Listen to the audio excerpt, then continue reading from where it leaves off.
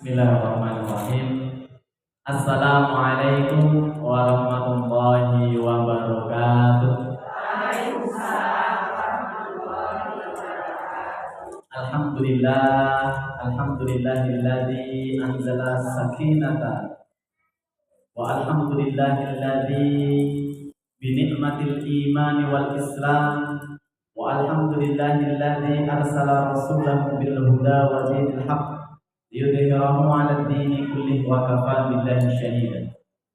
Asyhadu an la ilaha illallah wa asyhadu anna Muhammadan 'abduhu wa rasuluh la nabiyya wa la rasula ba'dahu. Allahumma shalli wa sallim wa barik ala Muhammad wa ala alihi wa ashabihi wa man tabi'ahum bi ihsanin ila yaumiddin. Faqad qala Allah ta'ala fi kitabihil karim. A'udzu billahi minasy syaithanir rajim. Bismillahirrahmanirrahim. Ya ayyuhalladzina amanu taqullaha wal tanzur nafsum ma qaddamat lighad wattaqullaha innallaha khabirum bima ta'malun. Ala yang sadaqallahu adzim. Ma'asyiral muslimin, ibu-ibu jamaah Majelis Taklim Al-Hasna wa Nasr rahimahumullah. Puji syukur alhamdulillah Allah masih berikan kepada kita semuanya kemudahan demi kemudahan kepada kita semuanya untuk terus berbuat kebaikan, kemudahan demi kemudahan untuk terus kita berbuat amal sholih, menambah tabungan kebaikan kita di sisi Allah Subhanahu wa taala. Di antara kemudahan yang Allah berikan dan nikmat yang tiada terkira adalah Allah ringankan langkah kaki kita dari tempat kita masing-masing tadi menuju ke Masjid Al-Mujahidin ini. Ini satu nikmat yang luar biasa. Tanpa Allah turunkan nikmat bernama iman dan Islam, yang dua nikmat itu menggerakkan hati kita. Dari hati kita kemudian menggerakkan niat kita, langkah kaki kita, maka mustahil kita bisa ada di tempat ini.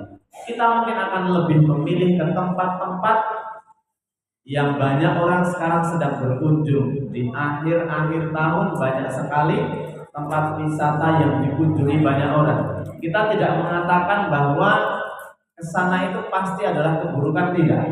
Tetapi kami yakin bahwa hadirnya panjenengan hari ini di Masjid Al-Mujahidin ini lebih dicintai Allah. Dan itu adalah salah satu yang Rasulullah sampaikan, bahwa barang siapa yang berkumpul di antara segolongan orang, di antara rumah-rumah Allah, mereka berkumpul di dalamnya ada interaksi kita dengan Al-Quran, maka Allah akan turunkan kepada semua orang itu, kecuali Allah pasti akan turunkan ketenangan. Maka kalau ada satu orang, satu keluarga, satu kelompok kemudian bersepakat dari rumahnya menuju ke tempat wisata hanya ingin menghilangkan penat, kemudian mendapatkan ketenangan, maka apa yang terjadi? Mungkin sekejap dia akan merasa senang begitu sudah sampai di tempat yang dia tuju. Tapi beberapa menit berlalu itu akan berbalik. Kenapa? Karena mungkin akan ada rasa capek, ada rasa letih. Belum lagi nanti di tengah perjalanan kemudian menjumpai kemacetan demi kemacetan yang tadinya dilihatkan bahwa healing itu akan membawa ketenangan, tapi pada kenyataannya itu didapatkan tetapi hanya sesaat. Dan itu tidak menjamin ketika nanti healing kemudian kepenatan, pusing dan sebagainya, beban pikiran kemudian akan hilang, tidak. Hanya kalau bahasa Jawanya itu hanya nyelimur saja. Tetapi hadirnya ibu-ibu di masjid untuk majelis taklim, maka kata Nabi, illa nazalat alaihi sakinah, Allah pasti akan turunkan ketenangan dalam hati. Wa ghasyiyahumur rahmah, dan kemudian Allah akan turunkan rahmat dalam kehidupannya. Rahmat yang Allah berikan itu nampaknya itu tidak bisa langsung dilihat oleh semua mata, tidak langsung bisa. Apalagi mereka yang selalu menomorsatukan bahwa nikmat itu harus dengan fasilitas yang mewah, maka rahmat dan kasih sayang Allah itu akan dia berikan akan Allah berikan dengan cara Allah, sekehendak Allah, yang Allah itu maha tahu terhadap diri kita. Kadang-kadang kita merasa kita itu yang paling tahu terhadap diri kita. Sampai-sampai kadang-kadang di antara kita nyongkuin nek urung ngombe iki urung mari. Aku nek urung begini belum bisa. Seakan-akan kita lebih tahu terhadap diri kita. Ketika kita berdoa, bermunajat kepada Allah, kita minta kekuatan, justru Allah kasih masalah kepada kita. Dari masalah itu, kemudian Allah mendidik kita untuk menjadi pribadi yang kuat. Allah akan memberikan caranya dengan kasih sayang Allah. Itu dengan cara Allah yang tidak semua orang bisa melihat kecuali mereka yang imannya selalu diasah, kecuali mereka yang hatinya selalu berupaya untuk memohon pertolongan kepada Allah. Maka ibu-ibu, yang pertama, siang hari ini kita bersyukur kita hadir dan Allah takdirkan kita di majelis ilmu ini di Masjid Al-Mujahidin. Insya Allah ini menjadi satu sebab, ini menjadi satu wasilah kita semuanya yang hadir di sini. Allah akan turunkan kepada kita ketenangan, Allah akan turunkan kepada kita kasih sayangnya, dan Allah akan berikan keluarga kita semuanya keluarga yang sakinah mawaddah warahmah. Ibu jamaah yang berikutnya, salawat dan salam semoga selalu tercurah limpahkan kepada baginda kita, teladan kita, panutan kita semuanya, yaitu Rasulullah Muhammad Sallallahu Alaihi Wasallam, yang harus kita contoh baik dalam perilakunya, baik dalam ucapannya, baik dalam ibadahnya, hablum minannasnya, termasuk juga keluarganya, para sahabat dan para tabi'in dan orang-orang yang senantiasa mengikuti beliau. Ibu-ibu rahimakumullah, yang pertama kami sampaikan tadi kurang lebih jam 9.15 kami dihubungi oleh Ustazah Eva karena beliau ini mendadak ada acara yang tidak bisa ditinggalkan. Jadi beliau memohon izin kepada ibu-ibu jamaah semuanya pada siang hari ini guru kita semuanya tidak bisa hadir, tidak bisa membersamai kita, maka mohon diikhlaskan. Untuk itu kemudian beliau meminta kepada kami untuk menggantikan. Yang namanya mengganti itu tentu tidak sebagus pokoknya. Nggih, ibarat ban serep itu kan jarang dipakai hanya di momen-momen tertentu saja. Biasanya kalau di bawah itu kan tidak pernah dibersihkan dan sebagainya. Tetapi yang penting bisa berfungsi, begitu ya. Ya. Tidak ya. Jadi yang penting kita tidak mengurangi niatan kita semuanya. Kenapa? Itu kita sampaikan karena biasa di majelis taklim hal-hal seperti ini kadang-kadang sering terjadi. Kenapa kemudian perlu kita sampaikan seperti itu? Jangan sampai ngaji kita, jangan sampai hadirnya kita ke majelis taklim itu karena pembicara. Segala sesuatu yang kemudian tertahan karena disebabkan niat yang tidak kepada Sang Khalik, maka hati kita akan dipertanyakan. Contoh, kalau ibu-ibu semuanya sebagai istri baktinya kepada suami, atau panjenengan itu mendidik putra-putri, cukup hanya titik sampai saya ingin anak-anak saya menjadi anak-anak yang hebat, maka yang panjenengan lakukan tidak termasuk ibadah. Tetapi kalau panjenengan sebagai ibu rumah tangga, sebagai istri, baktinya kepada suami itu diniatkan karena Allah. Bukan karena suami saya itu punya pangkat, bukan suami saya itu sudah memberikan segalanya, tapi baktinya itu diberikan karena perintah Allah, itu berpahala. Sama seperti majelis taklim, hadirnya ke majelis taklim itu karena Allah yang perintah. Bahwa kewajiban menuntut ilmu adalah wajib bagi seluruh mukmin laki-laki dan perempuan. Ibu-ibu jemaah, maka ibarat lawuh nek jenengan pun siap-siap ajeng bayangake dahar iwak sate kok malahan sing disuguhke tempe bacem Niku sing penting boten ngelih ngaten mawon nggih. Sepakat nggih? Setuju boten iki?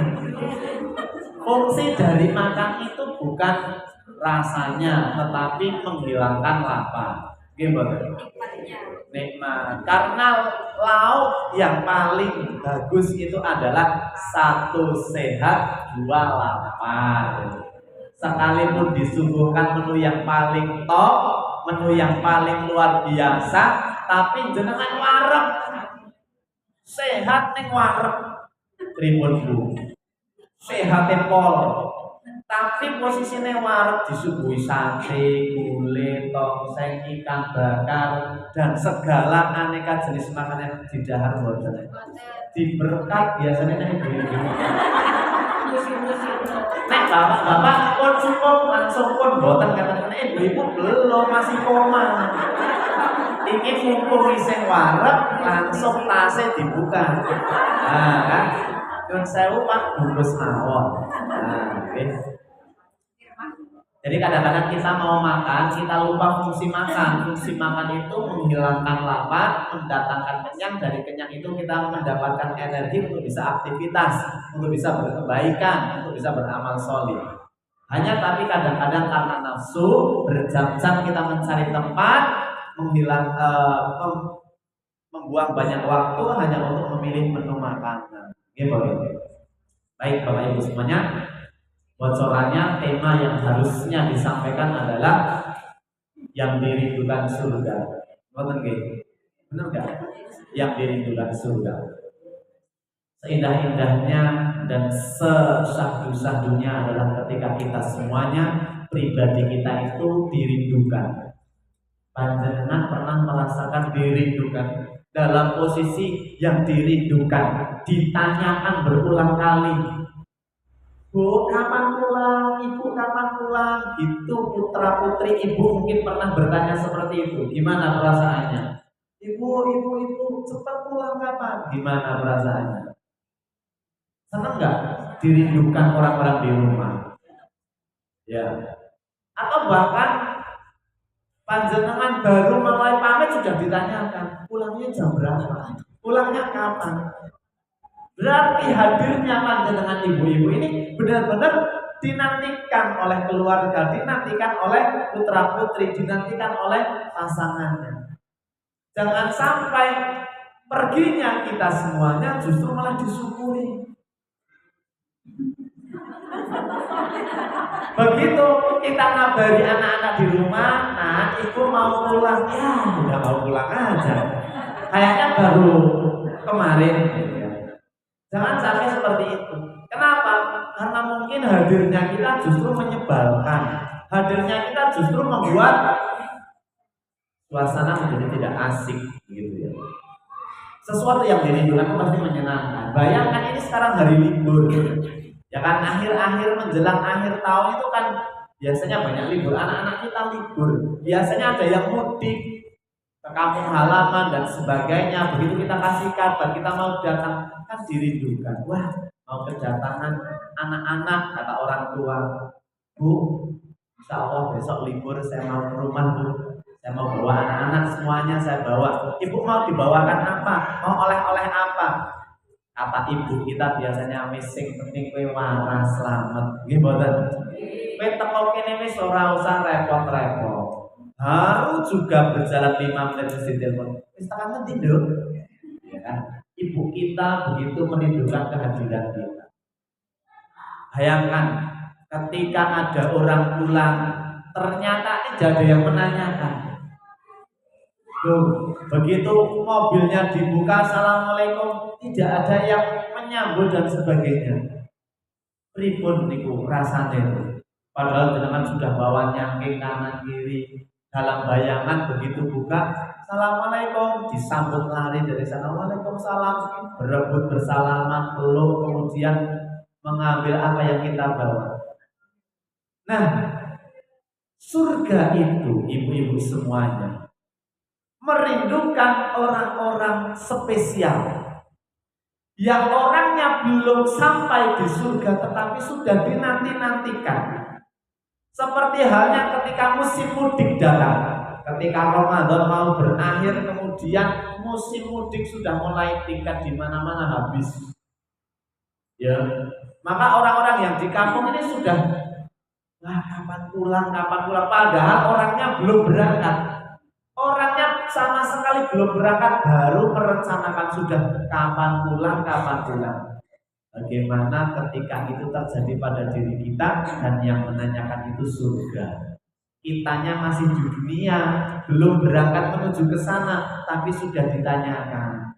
Jamaah Majelis Taklim Al-Hasna ini kapan pulang, kapan kembali ke surga, begitu kata surga. Senang boten kira-kira. Jenengan tesih teng mriki pun bola-balik di WA, kapan balik kira-kira jenengan pengen cepet balik mboten. Mikir lho jenengan. Padahal jelas surgane. Ayo. Padahal jenengan ya Allah, mudah-mudahan saya menjadi salah satu penduduk surga. Dan tebul-jebul wonten WA mlebu, kami dari panitia masuk surga mengundang panjenengan. Kira-kira jenengan ambil apa? Mungkin riyen nggih. Kula nggih saensi seneng banget kepengin banget nonton mungkin riyen. Loh kan. Ibu-ibu jamaah semuanya, paling tidak lewat yang disampaikan Rasulullah itu ada 4 orang-orang yang dirindukan oleh surga, yang masih tinggal di dunia, yang masih ada di perantauan, tapi kampung halaman sudah bola-balik menanyakan. Siapa saja mereka yang dirindukan oleh surga? Yang pertama, orang yang dirindukan surga adalah orang-orang yang selalu berinteraksi dengan Al-Quran. Orang-orang yang dirindukan surga adalah yang pertama, talil Quran. Kata Nabi Muhammad SAW, al-jannatu mushtaqatun li arba'ati nafar. Surga itu merindukan 4 golongan manusia. Dan golongan yang pertama adalah talil Quran. Mereka yang senang membaca Al-Quran, mereka yang senang tadarus Al-Quran, mereka yang senang one day one juz, mereka yang senang sekalipun dalam satu hari tidak 1 juz, tetapi selalu ingin berdekatan dengan Al-Quran. Mereka yang senang mengajarkan Al-Quran, alif fathah a, alif kasroh i, alif domah u, a i u, diajarkan.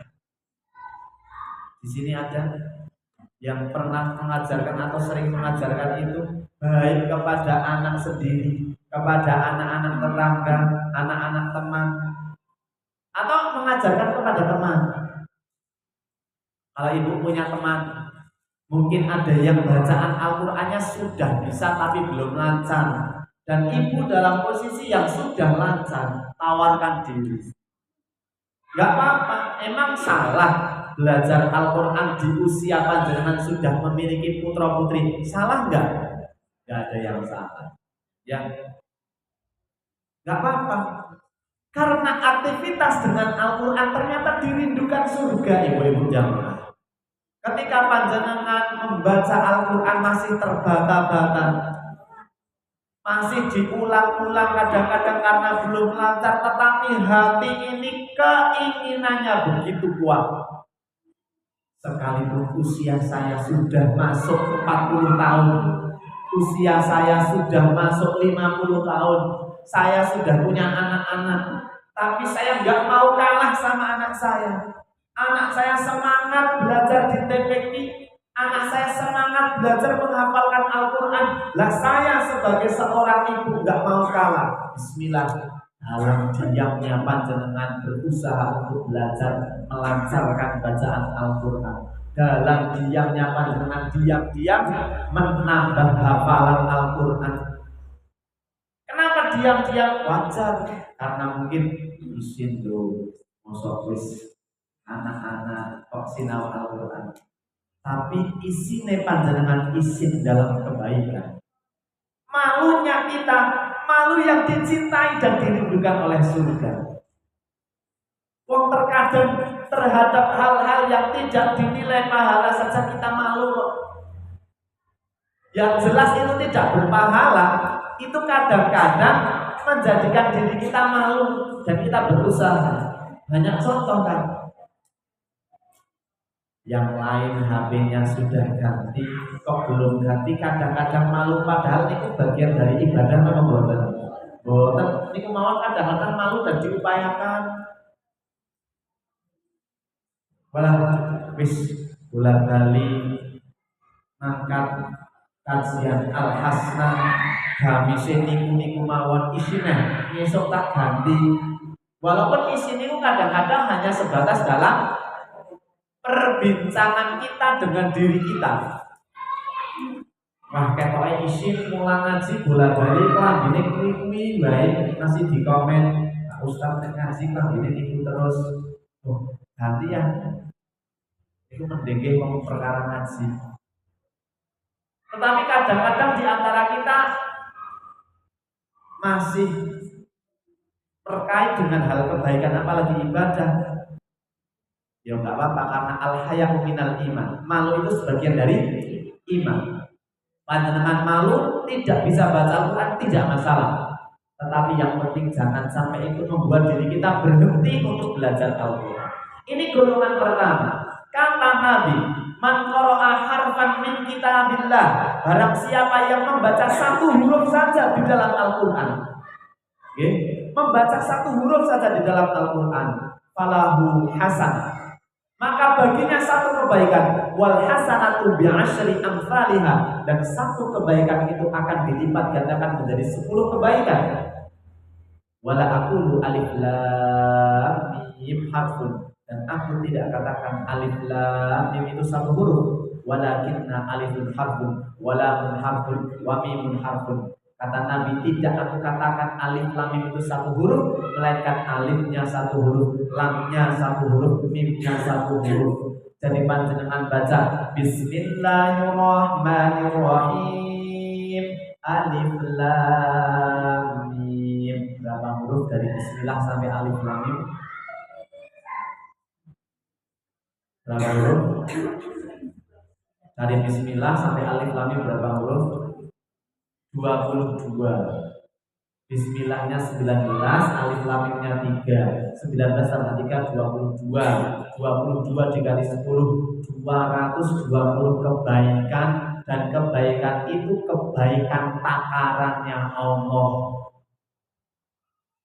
Sedangkan kebanyakan kita insya Allah tidak ada yang niat tadarus alif lam mim 220 angkajah shadaqallahul adzim, jarang. Hanya karena sudah diberitahu dapat satu kebaikan dikali 10, lumayan 220 wis overload. Cukuplah wis sedekah jarang, biasanya jenengan minimal satu ruko, satu halaman, satu lembar, bahkan ada yang sekali baca langsung satu juz. Bayangkan berapa banyak pahala yang Allah akan berikan, berapa kebaikan yang Allah akan berikan kepada kita semua.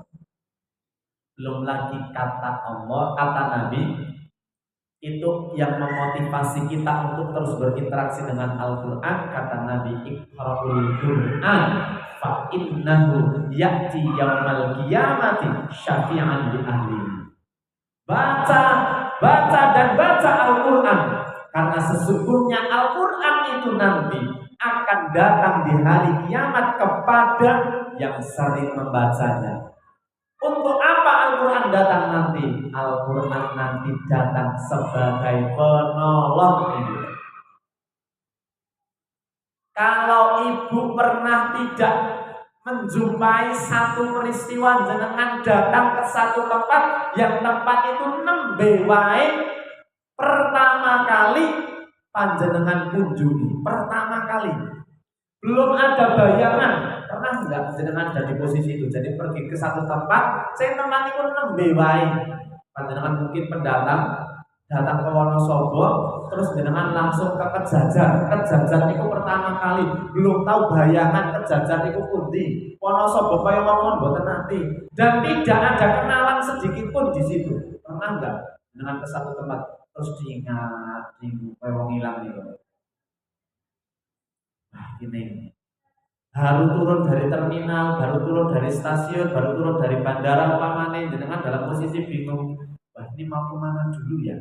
Ada nih alamatnya ada, namanya ada, tapi jalan menuju ke sana kita nggak ada bayangan. Tahu emang alamatnya. Kita mungkin juga bisa pakai aplikasi, tapi bayangannya ini nanti tempatnya seperti apa? Di dalam kitab bingung seperti itu tiba-tiba ujuk-ujuk mak bedundung tanpa kita sadari. Ternyata ada kenalan datang, entah itu teman dulu sekolah, entah itu sedulur lewat. Hah? Kok jenengan? Hah? Ya kok jenengan? Niku mamane. Ajeng teng pundi? Niki ajeng teng Wonosobo, ke Kejajar, ke tempat saudara atau dan sebagainya. Alah beneran, yo tak terbaik. Ketika tadi sebelumnya panjenengan pusing mau cari bagaimana akses menuju ke tempat, belum punya bayangan, tiba-tiba datang ada orang menawarkan dan langsung mengantarkan. Seneng nama mboten kira-kira? Senengin pol seharusnya. Atau mungkin dengan ketika haji umroh ke Pical. Picalnya bahasa Indonesia apa? Kepical ini kepical itu kan terpisah dari rombongan, terpisahnya sendirian, kemudian tidak bisa kembali karena tidak tahu, itu namanya kepical. Angel ini bahasa Inggrisnya buatan enten. Nah, kados teng kamus Oxford ini buatan enten. Kamus lengkap bahasa Inggris tidak ada kepical. Karena bahasa Jawa itu lebih lengkap. Nah, ketika jenengan kepical niku kok ujung-ujung ada yang menolong, pasti senang sekali. Nah, nanti kita semuanya di yaumul kiamah, kita semuanya itu akan seperti orang yang tersesat. Kenapa? Karena tidak ada orang yang akan mau menolong kita. Suami yang setiap hari di dunia ini paling perhatian nanti tidak mau membantu, Bu. Jenengan punya suami sing pol perhatiane nopo-nopo dianakake, apa-apa digawakake. Pokoknya suami tidak ridho jenengan sayang umpamane. Jenengan nembe arep ngangkat tas, jangan Bu, saya saja. Jenengan nembe aja buka lawang, jangan saya saja. Buka mobil sing bukake gawone nanti paling biyen pas ngantenannya. Terus jenengan aja masa jangan saya saja. Kita boleh niku mawon. Niku nanti dia kiamat tidak bisa membantu. Panjenengan punya anak yang baktinya sama jenengan luar biasa. Punya putra putri yang selalu bakti sama ibunya, nanti tidak bisa bantu. Kita semuanya punya orang tua, punya ayah, punya ibu yang sepanjang usia selalu menganggap kita anak. Ngantos jenengan pun dadi wong tua, terus kita selalu dianggap sebagai anak. Nggih mboten. Napa-napa rasa-rasane kepengin direwangi.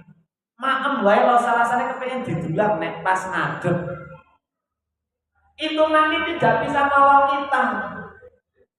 Yauma yafirul mar'u min ahi.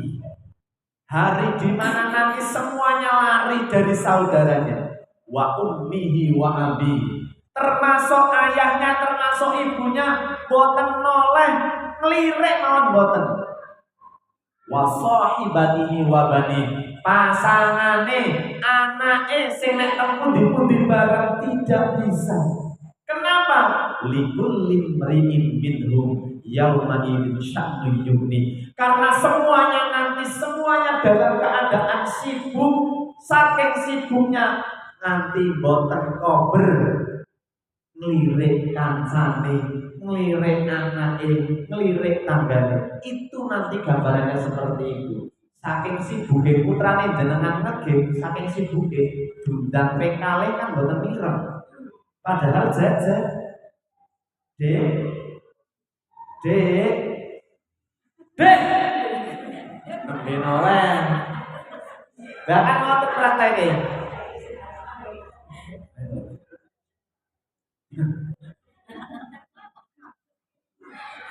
boten ngantuk. Nanti seperti itu, gambaran yang disampaikan Allah lewat Al-Quran di akhirat nanti semuanya seperti itu. Jenengan akan berharap mana suami saya, ternyata sudah terlihat tapi tidak mau membantu karena suami juga sedang sibuk dengan urusannya yang akan dipertanggungjawabkan dengan Allah. Dengan cari anak, saya neng dibekti banget anak, sama anak juga sedang mempersiapkan diri untuk apa nanti yang akan disampaikan di hadapan Allah. Oh iya saya ingat, saya punya ibu sing biyen ngomong-ngomong mesti kat dadi anak, kat omah-omah, kat pertama hamil, kat babaran, kat menyusui. Wes apa-apa ke ibu sing pertama. Oh iya kak ibu pun tidak menolong. Di tengah-tengah kita sudah putus harapan, tidak ada seorang pun yang menolong. Datang ada satu menanyakan, kemudian menggandeng dan menuntut, jenengan nggak kenal. Ditanya siapa Anda, maka dia akan menjawab, saya adalah Al-Quran yang setiap hari dibaca. Saya adalah Al-Quran yang setiap habis maghrib tidak pernah ditinggalkan. Saya adalah Al-Quran yang setiap ba'da subuh panjenengan baca, menggandeng kita, dibawa, diantar karena kita nggak tahu alamatnya kemana. Senang nggak kira-kira? Berharap nggak kita bisa seperti itu? Maka orang yang pertama yang dirindukan surga adalah talil Quran, mereka yang senantiasa membaca Al-Quran, berinteraksi dengan Al-Quran, mentadaburi, mengkaji, mempelajari dan mengamalkannya. Syukur-syukur bisa mengajarkannya. Ibu-ibu jamaah rahimakumullah, golongan kedua yang dirindukan surga adalah wahafidil lisan. Golongan kedua yang akan dirindukan surga adalah orang-orang yang senantiasa menjaga lisannya. Apa bu? Menjaga lisannya ini dirindukan surga. Kalau ibu-ibu pengen dirindukan surga, maka jaga lisan kita, ibu-ibu jamaah. Dengan kita menjaga lisan kita ini menjadi sebab kita masih hidup sudah ditanya-tanyakan sama surga. Ini jamaah al-hasna kapan balik? Begitu meninggal dunia langsung akan dijemput. Kenapa? Karena di dunia senantiasa menjaga lisan. Ini yang paling mudah bagi kaum ibu-ibu nomor 2, menjaga lisan.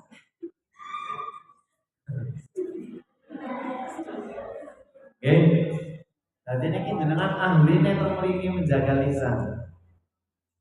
Nunggu jamaah pun sami ngumpul kok dereng mulai. Nah ini topik apa yang akan dibicarakan?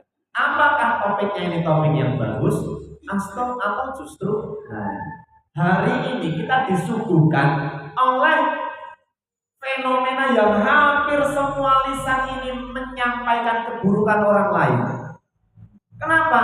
Karena kita sedang menghadapi kontestasi pemilihan. Dari mulai pemilihan RT sampai pemilihan presiden, semua lisan akan menyampaikan pendapatnya.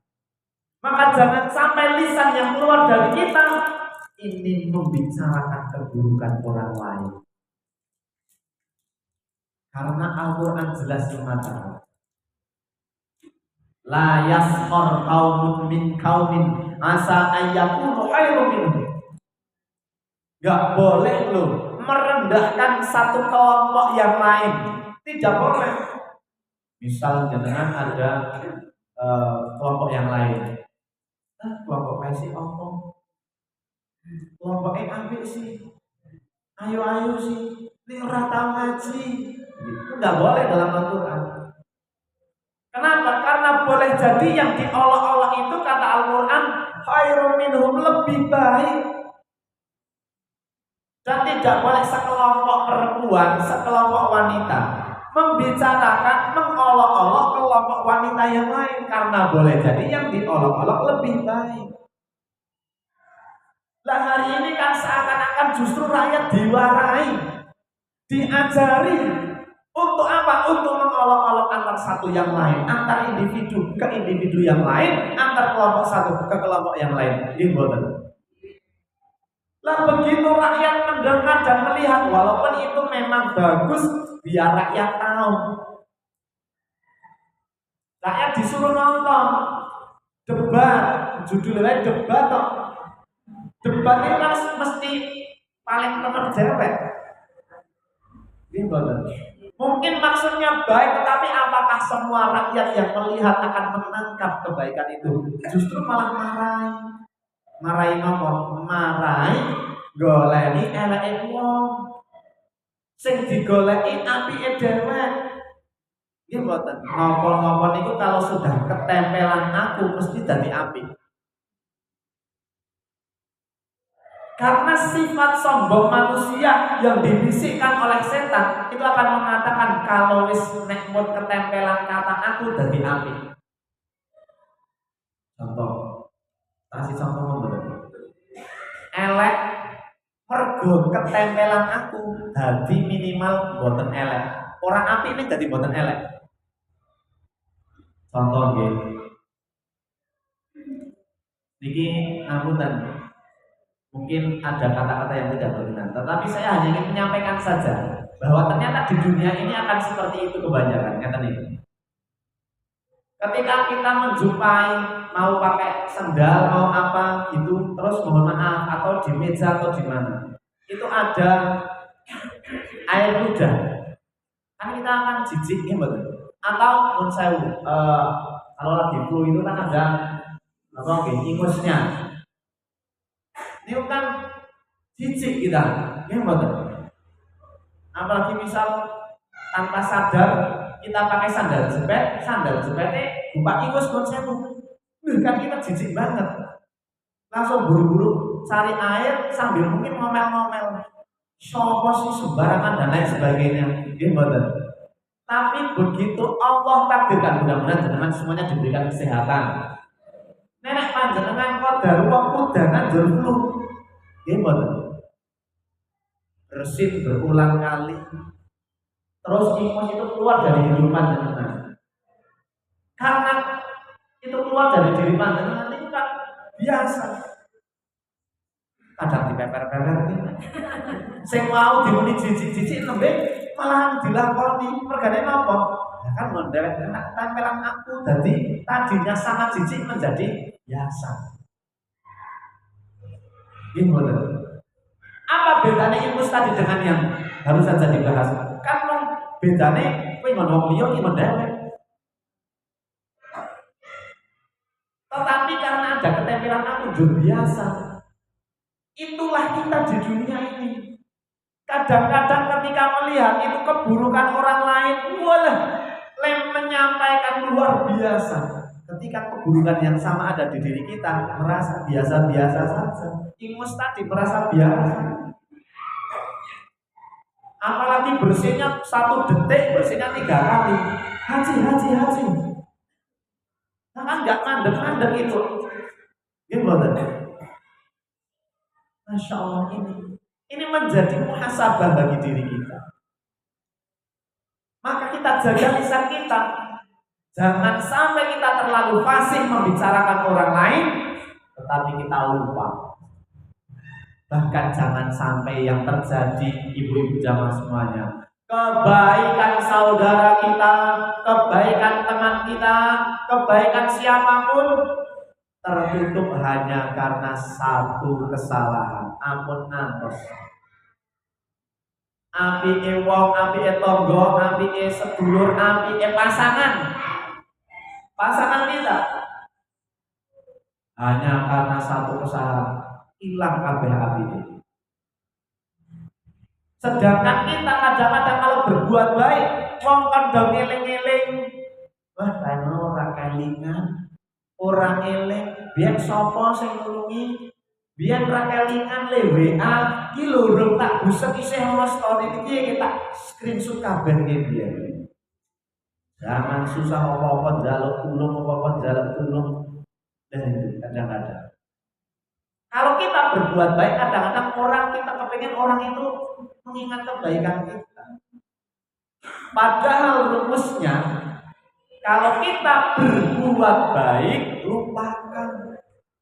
Berbuat baik, lupakan lagi. Tapi kalau tidak sengaja atau mungkin sengaja berbuat salah, deling-deling. Biar kita tahu itu kesalahan kita, itu keburukan kita. Kalau itu kaitan salahnya sama Allah, cepat minta ampun. Beristighfarlah kepada Allah. Karena barang siapa beristighfar kepada Allah, maka pasti Allah akan ampuni dosanya. Itu. Kalau kesalahan itu ternyata berkaitan dengan manusia, maka jumpai manusia yang bersangkutan, jabat tangannya, sampaikan permohonan maaf. Itu yang diajarkan agama. Sudahkah kita rela melangkahkan kaki, mengulurkan tangan? Mbak, ngampura ya Mbak. Sudahkah kita ringan melaksanakan itu? Atau jangan-jangan sudah melangkahkan kaki, si lo nek sing njaluk ngapura. Wis lah ngenteni bodho wae ben men rapat yo isin nek njaluk ngapura. Ini lisan kita harus kita jaga. Walaupun kadang-kadang terhadap masalah yang ringan, termasuk kadang-kadang jangan sampai kita meremehkan kata-kata. Pak Ustaz kan mau kata-kata. Loh, kata-kata ini ada dalam agama kita ini sangat berpengaruh. Dalam Al-Quran saja ke orang tua, itu kan kata-kata yang paling sederhana. Kita mau. Ini kok buatan parah, jangan remehkan sekedar kata-kata. Halah koyo ngono we, hampir temen, jangan remehkan. Karena kita ketika berkomentar kan lagi buatan ngalami. Mulane kali komentar, halah koyo ngono we. Nenek pas ngalami. Ini golongan kedua yang dirindukan surga adalah mereka yang sekalipun dia kecewa, sekalipun dia marah, sekalipun dia benci, tapi lisannya tetap dia jaga. Dia tetap menjaga lisannya sekalipun pernah merasa tersakiti. Ini orang-orang yang dirindukan surga. Sekalipun dia dibenci, tapi yang dia balas kebaikan. Ini hebat luar biasa orang-orang kelompok nomor 2 yang dirindu surga. Ibu-ibu jamaah semuanya, kelompok ketiga yang dirindukan surga itu adalah wabut aimul ji'an, orang-orang yang gemar memberi makan orang yang lapar. Apa Bu? Memberikan makan orang yang lapar. Onten wong meleh butuh maaf, butuh dahar jenengan maringi. Niku dirindukan surga. Itu yang surga itu sangat merindukan kita semua. Maka mulai hari ini kalau mau pilih golongan ketiga, cari orang-orang yang lapar, cari orang-orang yang untuk makan saja dia susah. Besok mau makan saja pikir besok mangan apa, goleki, cari orang-orang seperti itu. Pastikan panjenengan menjadi orang yang akan menjamin makannya dia.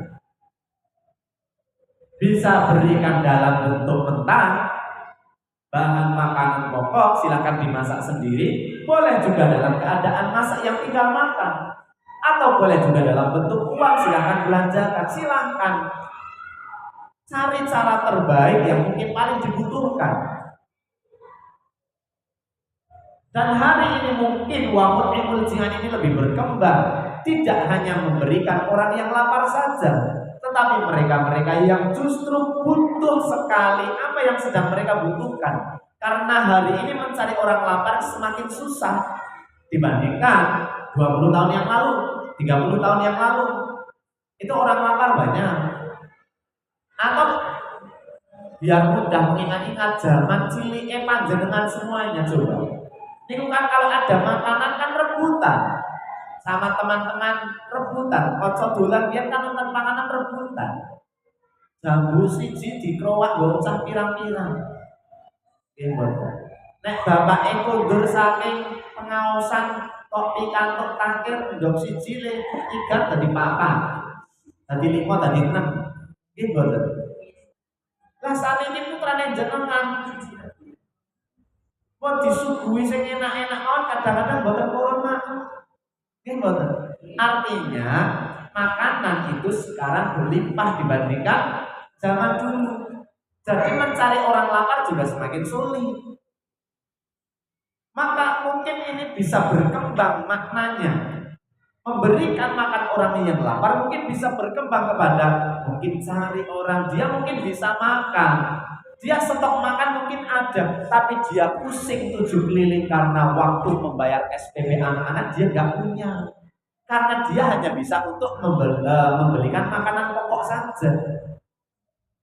Coba cek saudara kita, sedulur kita, ponakan-ponakan dan sebagainya, adakah yang mereka masih pusing ketika wayah bayar SPP mumet karena ada kata-kata nek boten bayar boten saged tes.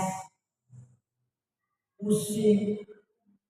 Mbak, daripada jenengan ke bank jenengan nanti kok gini wis yo membayar SPP kok nek wis ono dibalekake. Itu dirindukan surga. Pernahkah kita menawarkan kebaikan kepada saudara kita, kepada tetangga kita? Pernah nggak kita menawarkan kebaikan? Atau justru kita lebih sering yang keluar dari lisan kita itu adalah permintaan tolong, bukan menawarkan pertolongan. Ayo kita cek diri kita masing-masing. Kepada pasangan kita, itu kita lebih sering minta tolong atau menawarkan pertolongan? Mas, butuh bantuan nggak? Pak, butuh bantuan apapun coba. Pernah nggak kalimat itu terlisankan dari diri kita? Atau justru lebih seringnya, Mas, minta tolong ya. Dek, minta tolong. Mbak, minta tolong. Loh, kenapa kita harus mengingat itu? Lah kan kita pengen menjadi bagian yang dirindukan surga. Kita ingin ambil bagian di sana. Maka coba, bukan berarti menawarkan bantuan kita harus yang lebih superior, yang lebih kaya, yang lebih kuat. Enggak selalu seperti itu. Nyatanya kita butuh untuk resek-resek oma, ngepel, bersihkan jendela. Ternyata bukan minta tolong kepada orang yang lebih kaya dari kita, toh. Jadi urusan tolong-menolong itu bukan hanya karena tentang siapa yang lebih kuat, siapa yang lebih kaya, bukan selalu itu. Tetapi seberapa banyak kita menawarkan pertolongan kepada orang lain. Itu mungkin bagian dari wa'mul jihad, memberikan makan bagi orang yang lapar. Atau mungkin kita cek, mungkin dia bisa makan, mungkin dia bisa bayar SPP, tapi mohon maaf dia punya sakit, tapi dia nggak kuat untuk datang ke rumah sakit karena informasi yang beredar biaya berobatnya cukup mahal. Maka dia cukup pakai alternatif. Bahkan jangan-jangan karena faktor nggak tahan sama sakitnya, dikasih bisikan, dia ambil jalan yang agama tidak merestui itu, yang Allah tidak merestui itu. Pergi untuk berobat dengan cara yang salah. Kenapa? Mungkin karena faktor kalau ke dokter spesialis mahal. Coba kita cek. Jangan-jangan ada di antara tetangga kita, saudara kita, dia bisa makan, dia bisa bayar SPP dan sebagainya, tapi dia punya sakit harus berobat.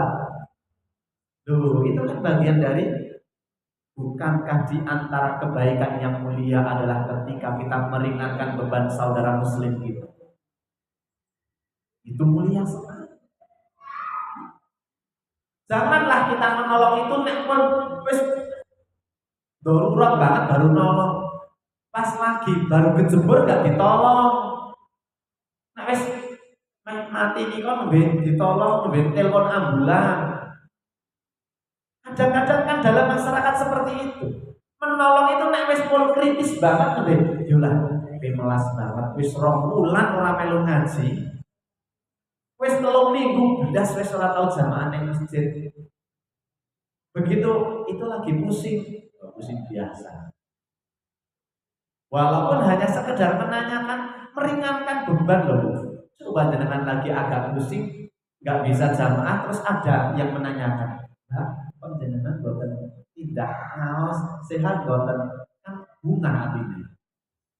Saestu niku kan hanya pertanyaan, ini betul. Dan insya Allah kalau kita niatkan itu karena perintah Allah dan Rasulnya, sekalipun hanya pertanyaan itu berpahala. Terakhir, kelompok keempat yang dirindukan surga adalah wasaim fi syahrir Ramadan. Mereka yang berpuasa di bulan Ramadan. Tinggal berapa hari lagi menuju Ramadan, Bu? 74 hari lagi, Masya Allah, luar biasa. Yang masih punya hutang, ibu-ibu, yang punya saudara, punya anak, punya cucu perempuan, yang karena menstruasi, nifas dan sebagainya, yang masih punya hutang, diingatkan. Yang masih 74 hari lagi, yuk hutangnya masih berapa? Kalau perlu jenengan sebagai ibu ngancani, ayo mbak, ayo dek, puasanya hutang tak kancani ibu, nanti tak bangunin sahur. Insya Allah itu sangat berpahala dan dalam rangka memberikan pendidikan kepada anak-anak kita. Nah besok orang-orang yang ketika datang bulan Ramadan dia berpuasa full selama bulan Ramadan, diniatkan karena Allah, tidak hanya sekedar menahan lapar dan haus, tetapi benar-benar disambut dengan penuh kegembiraan, memaknai bulan Ramadan itu dengan sepenuh-penuh keyakinan dan keilmuan, maka itu bagian dari yang dirindukan surga. Mudah-mudahan kita semuanya yang hadir di sini, keluarga kita, anak-anak kita, pasangan kita, semuanya mudah-mudahan diberi usia panjang sampai bisa bertemu dengan Ramadan lagi. Ibu-ibu jamaah, itu tadi 4 golongan manusia yang dirindukan surga. Mawon yang pertama,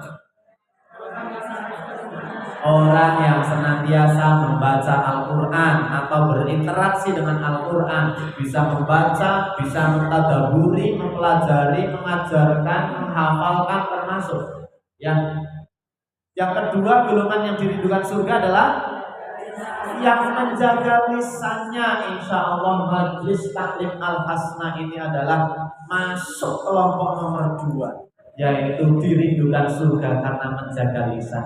Jadi sebel banget dengan jadi sedih banget, seneng banget, tapi lisannya tetap dijaga. Tapi jangan sampai lisan dijaga ning drijine mboten mandeg sama saja. Lisan dijaga mriki komentare luwih pedih daripada lisan sami mawon pada baik. Biar zaman Kanjeng Nabi menyampaikan hadis ini belum ada HP, jadi wahafidil lisan. Nek mungkin kok Kanjeng Nabi menyampaikan zaman saniki, mungkin wahafidil lisan wal asobi, jaga lisan dan jari jemarimu. Sekarang kan ketika ada ya di sosial media apapun jenengan boten suka, siapapun tidak suka, komentarnya kadang-kadang Masya Allah, kadang-kadang menghujat, merendahkan, hanya karena perbedaan pandangan, hanya karena perbedaan sing siji liburan ning Dieng, sing siji ning pantai libur ning Dieng desa. Perbedaan tempat destinasi wisata saja saling menghujat, padahal lisannya diam. Pak Ustaz, saya menjaga lisan, benar menjaga lisan. Ning le komentar ya, ada konten di Wonosobo Zone komentar, wah dijaga ya, itu masuk bagian itu. Yang ketiga yang dirindukan surga apa?